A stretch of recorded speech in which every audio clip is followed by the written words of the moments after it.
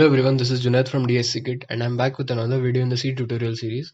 This is the second part in the data types and variables video. In the last video we saw how to declare variables and assign them data types. In this video let's start with a question. The question is, what is the limit of a variable? And by limit I mean what is the maximum value that one can store in this variable. Today's video is all about the size of variables, so let's try this experiment. So I'll name this limits.c. I should put this here. And I'll write include stdio.h and then int main. Let's do an int. Let's do a short int. I'll explain what short is. This will actually let's do 100.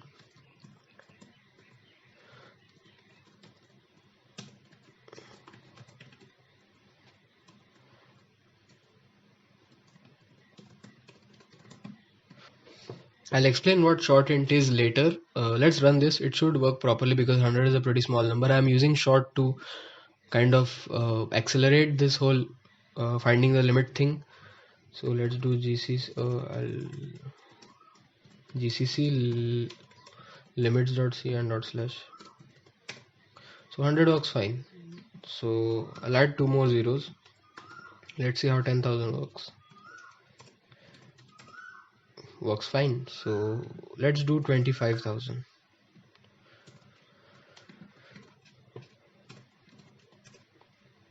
Okay, let's try 35,000.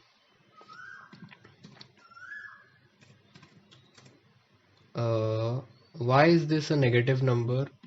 As you can see, we tried to print 35,000, but this ran and gave us a negative number. So this is a phenomena we call integer overflow or variable overflow. It happens when the size allocated to a variable is less than the number we try to put inside it. So when C when we allocate variables, they are given a particular number of bytes to store the values in them. If the value exceeds that number of bytes, then we get things like this. This is called an integer overflow. The sign of the number flips and we get a gibberish value. So my point is, in C every data type has its own size. So I'll show you the sizes. So as you can see, characters are a single byte, integers are 4 bytes, floats are also 4 bytes, and double, as the name signifies, is 8 bytes. So I'll show you something. There is an operator in C called the size of operator. What it does, it returns the size of a data type we pass in. So we can do something like this, percentage LD. I'll explain what this is. Size of int and integer, and I'll add a new line here, and we'll do this for all the variables. So int, actually let's do car int float and double. I'll modify this, car int float and double. So if we run this,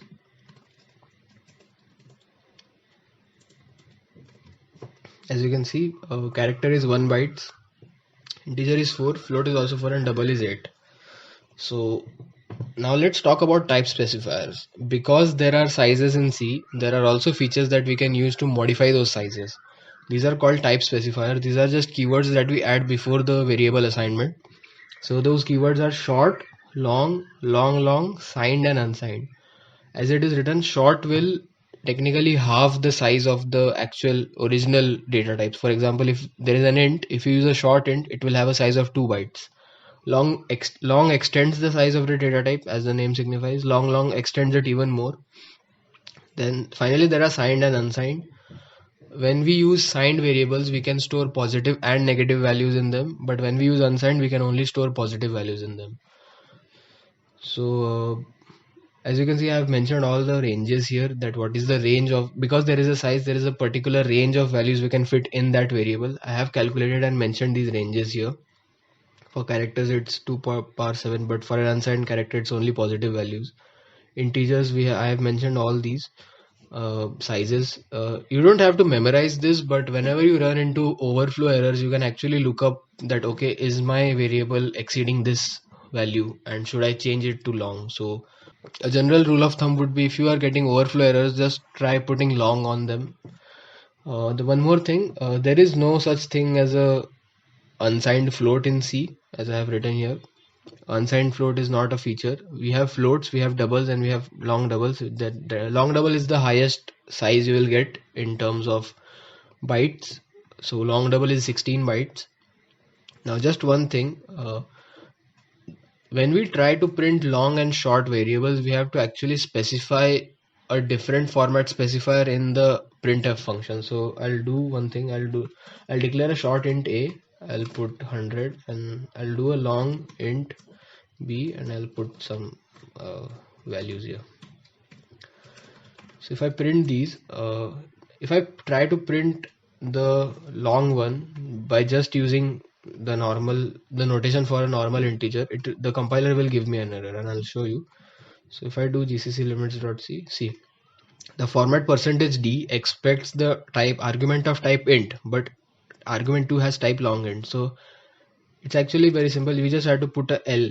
So for long integer it is Li or Ld, and similarly for short integers it is H.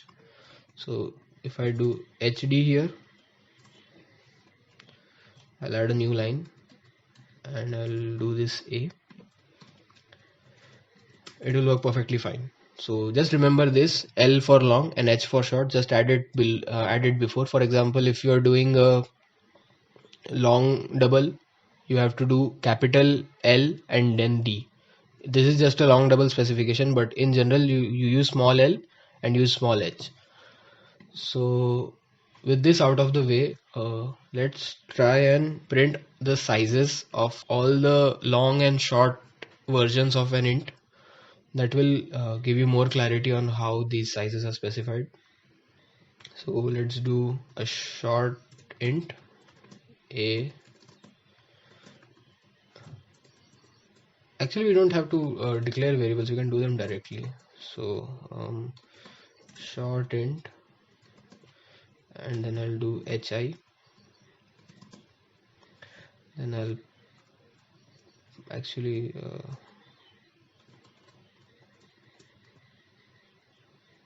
size of short int. This has to be LDM, sorry, because the size of operator actually returns a long int. So what should we do? We should do a int, normal int, we should do a long int, we should do a double,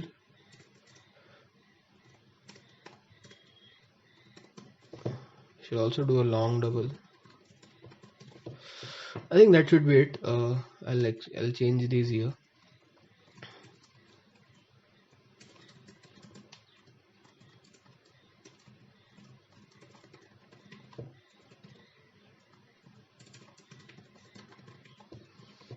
Okay, so I should put new lines here, otherwise it will look like a mess.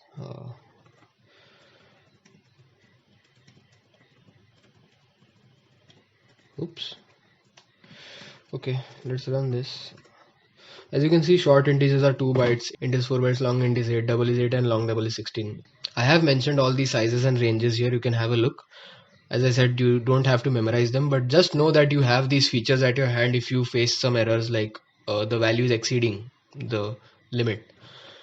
So this was the main content of this video. There are just 2 more things I want to talk about. The first one is variable naming rules. There are some rules that you have to follow to name the variables. For example, I'll show you.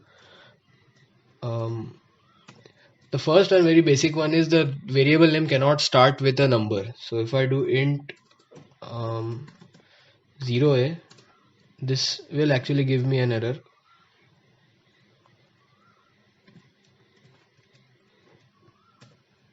As you can see, invalid suffix on a. You cannot start a variable name with a number, and you can only use characters, numbers and underscores. You cannot use special symbols. For example, you can't declare a variable a question mark. This will also give a error that expected equal to comma or something else before the question mark token.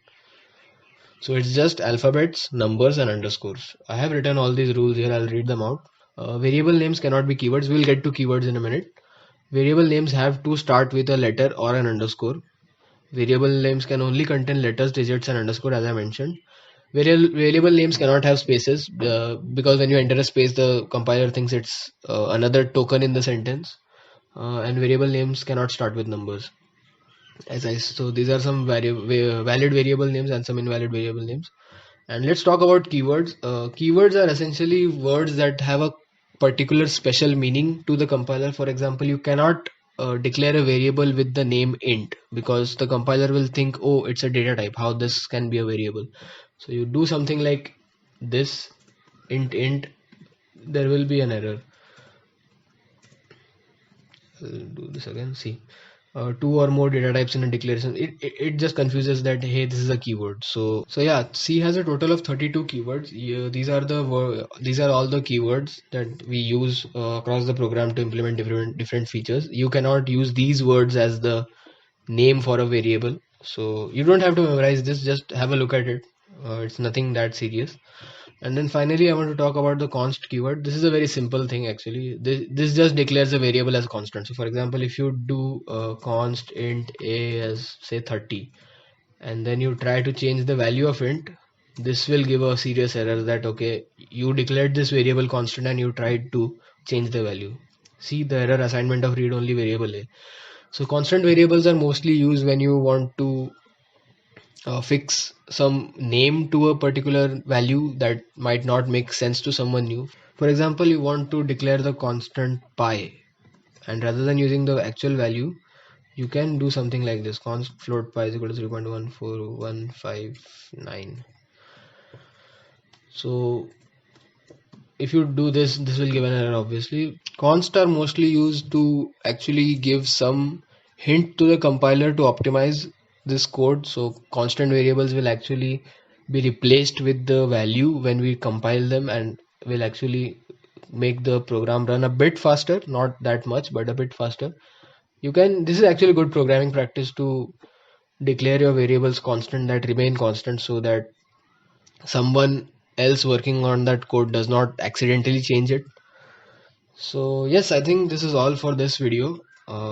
We are done with data types and variables. You can try some of the challenges on HackerRank that I will mention in the description below. If you learned something new from this video, please consider subscribing to the DSC Kit YouTube channel. We will continue with this series till the end. Thank you so much for watching.